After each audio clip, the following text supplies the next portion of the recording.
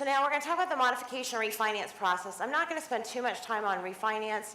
If you have equity in your home, if you have good credit, if you're still paying on time, traditional refinance options are available, and most of us know how to do that. Okay, so I'll touch on it just a little bit. But the first step to a modification or refinance is you need to contact your note holder and find out what options they have available to you. But before you do that, I think it's important to calculate all the numbers and be prepared before you call. Sometimes when you call the lenders, they're going to ask you questions over the phone, right there in the phone call. Sometimes they're going to send you a worksheet they want you to fill out. Sometimes they may ask you to go online and fill out that information, but you want to be prepared either way so that you know what those numbers are and they make sense before you contact your lender. Okay. One of the biggest pitfalls I see homeowners making is they either overstate or understate their income and or their expenses. So it's important that those numbers add up and that they make sense. If you say that your expenses exceed how much money you make and it's too great, then they might not do the modification because they'll say you can't afford it either way. Okay, so it's important to know what those numbers are. And the other components to success is you have to be persistent and you have to be committed to the process because it takes a really long time.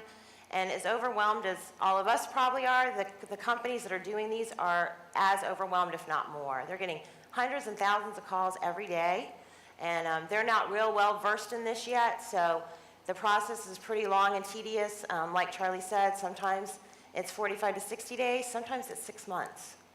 So I started the loan modification on my house in January, and it wasn't finalized till June. And the paperwork was actually not processed till the end of July. So it does take a pretty long time.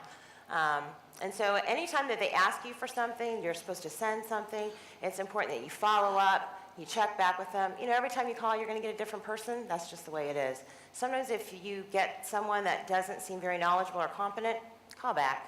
Call back in 30 minutes, call back 30 minutes, speak to 5 people if that's who you have to speak to. Eventually, you'll get to someone who has a little bit more experience, and you can tell those people that are reading from a script and those people that actually know what they're doing.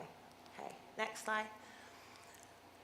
I want to mention, I think Charlie touched on this a little bit, even if you're working on a modification, if you're delinquent on your payment, don't be surprised if you get that foreclosure notice. Don't be surprised if you get past due notices still. Don't be surprised if you're still getting collection calls, the lender's calling you, you tell them, they might call you and tell them I'm working on a modification.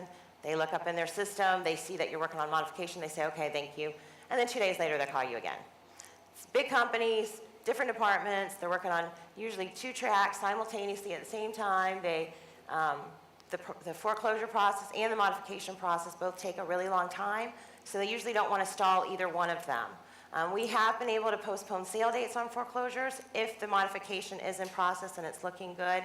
We can do that over sometimes 2 weeks, sometimes 30 days, and we've been able to postpone them more than one time. Okay.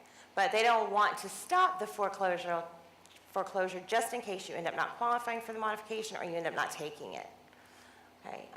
Not all lenders participate in modifications, but some lenders, while they don't participate in them now, they may be participating in them later. So even if you call them now and they say they can't help you, it doesn't mean that you might not call in a month from now, 2 months from now, 3 months from now, they might be able to help you. So I started contacting my lender a year and a half ago, and a year and a half ago, they could not help me. And a year ago, they could not help me. But back in January, they could finally help me. So don't give up. I almost did. I was ready to walk from my house, and I got a letter saying we want to help you. I've gotten lots of those letters, though, by the way. So for some reason, something told me, call one more time, what can it hurt? And I did, and they were able to help me.